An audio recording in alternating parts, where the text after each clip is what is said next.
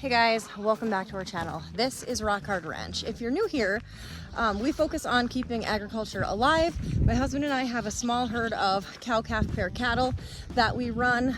We also have a small herd of Nigerian dwarf goats, and we now have 2 little potbelly pigs. We focus on showing what real life farming is for younger generation farmers. We don't have the biggest operation, but we try to do the best that we can with the operation that we have.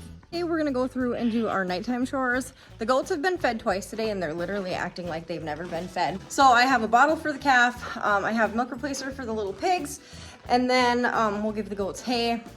I also gotta clean out the pig pen because it's been a couple days since I've done it and I need to get the poop out of here and they need some more straw. And their pen just needs to get cleaned up a little bit. So we're just gonna get to it. So we've had the piggies for, no, stay in there. I don't know, like 6 days now, just about a week. It'll be a week on Sunday since we got them. We've been keeping them in this dog kennel, which I historically have been using for kidding pens, but they're doing super good in here.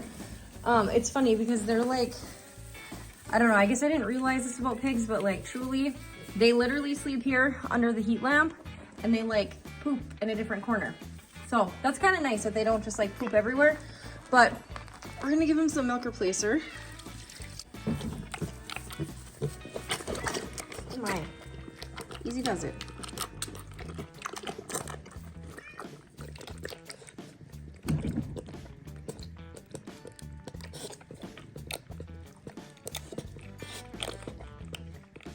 I could listen to him eat all day. No. This guy needs a bottle. Hello, look at a bottle. You're getting big, buddy.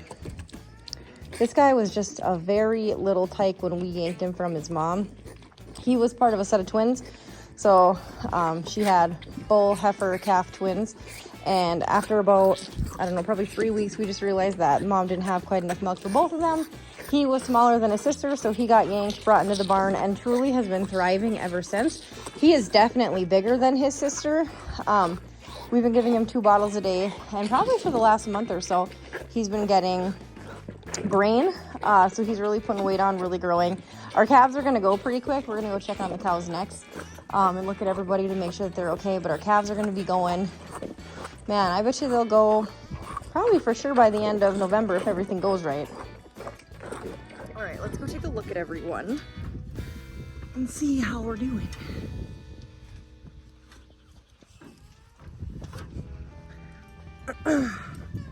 So I think the hope for this weekend is that there's a gate here, that this opening right here is gonna get closed off this weekend. We have a gate, and if you saw some of my last videos, we fabricated some hangers to hang the gate off of.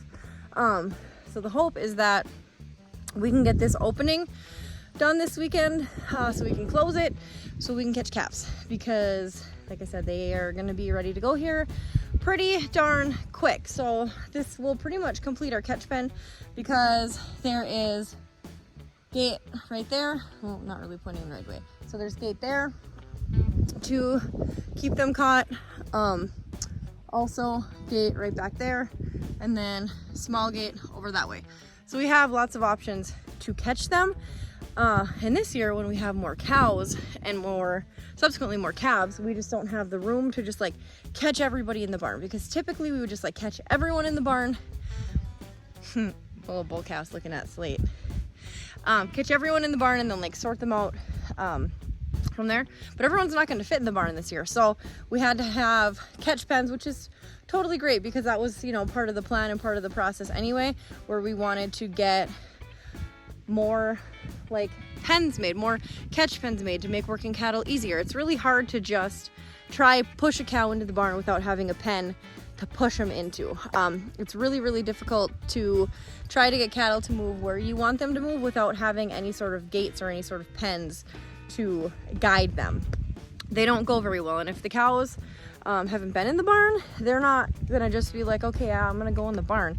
They are gonna try to get away from that barn at all costs, and they will not want to go in there. So the catch pens will be really helpful for both the cows and the calves to get them in. I got Donut coming to see me. Hey, Tony!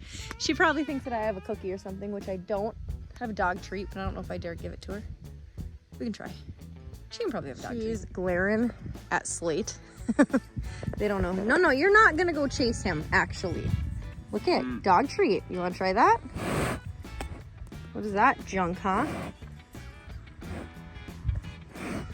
So our calves are looking really good. No, listen, I don't have anything. You gotta back off a little bit.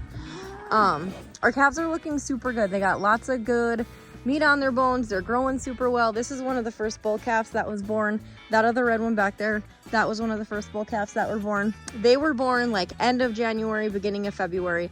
They've grown like crazy. That black calf, that's a heifer calf. She was one of the first then that were born in our like normal calving window. She's also a beast, and she's also up for discussion for us to keep. This little girl right here with the short ears, we're probably gonna keep her because her mama is a really stout girl. No, hey, Donut, he's fine. He is fine. Her mama is real stout, so she's got good muscle on her already. Probably gonna end up keeping her. And then I think there's like 2 or 3 other heifer calves in this mix that we'll keep. This is one of our replacement heifers that we kept last year. She's got real good weight on her, grown real well. Hopefully we'll have a calf in the spring. So yeah, everyone looks good out here. Bull's in the pen. He's that guy right there. He's been getting out lately. He doesn't like to be in the pen if there's not an absolute like full bale of hay. So yeah, everybody looks good. It's a cold, rainy day, but everybody still looks good. My goats act like they never eat, and they eat the most out of everybody. Never happy. Unless there's a full bale, again, at all times for them. Full second crop, fluffy bale for them at all times. They're not happy.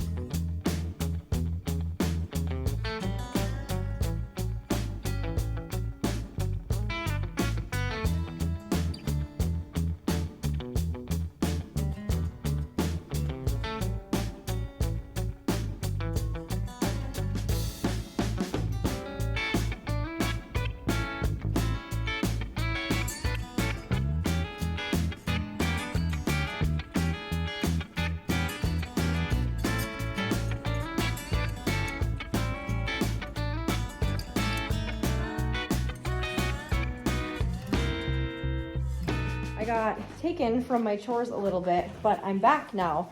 I'm gonna go ahead and clean up the piggy's pen, because it's a pig pen. It's a mess, but let me get the pig's pen cleaned up.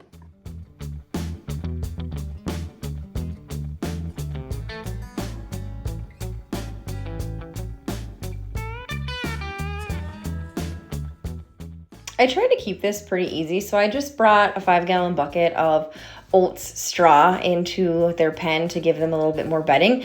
And then to clean up their poop, I literally just use a pooper scooper. It's the pooper scooper that I have for our dogs to clean up their poop, and I just take it and I'm putting it in the bucket, and then I can haul it out into the pasture and dump it out with the cows. I have been trying to not dump it somewhere where the dogs can get to, because as I found since we've gotten these pigs, they really like the pig poop.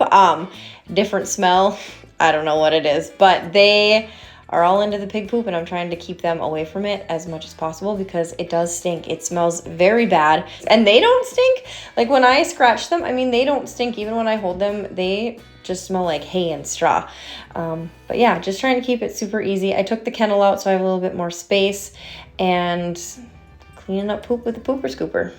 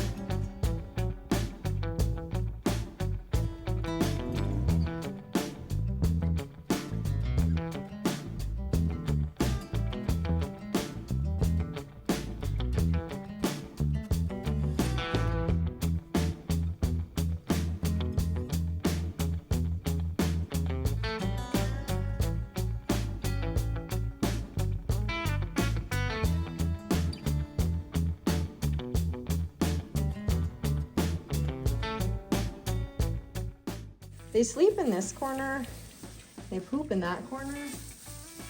So I think I'm gonna think about getting them like a litter pan, which sounds kind of funny, but I've seen a lot of people who have like litter pan trained pigs, and it's not that I want to bring them in my house. It's just that eventually just the class 5 dirt that's in here is just gonna get like urine saturated. So just to like preserve the integrity of just the dirt that's in here, I think I'm gonna try a litter pan with maybe pine shavings. I don't know, we'll just try it, see if it works, because they're really good about, they don't poop and pee in their hay, they poop and pee over there. And there was a kennel in this corner that when we brought them home we had them in. I took that out because it's just taking up too much space, so it's a lot more spacious in here now. It's only like I think a 5x5 kennel, but they're pretty little guys, so they don't need a ton of space yet. And eventually when they get big enough, and this pen gets made for like the goats and everything, they'll just get to be with the goats. So be one big happy barn family in here. They're getting pretty fond of belly scratches and just kind of zonking over when I scratch their bellies. Pretty cute little guys.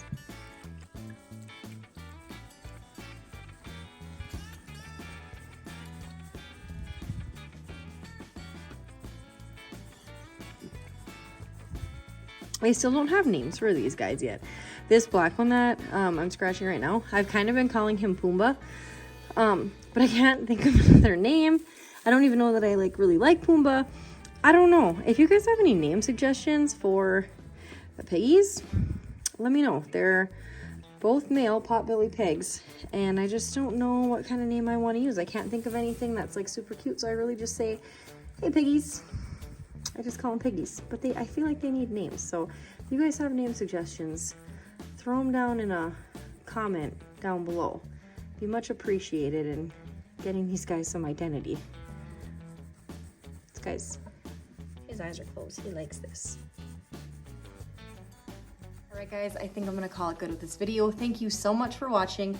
It means more than you guys know, especially with our whole idea of our channel with keeping agriculture alive and showing what real life agriculture looks like with smaller operations, and especially younger generations at that. So I hope you guys enjoyed watching our channel, and then until next time, we will see you guys later. Bye guys.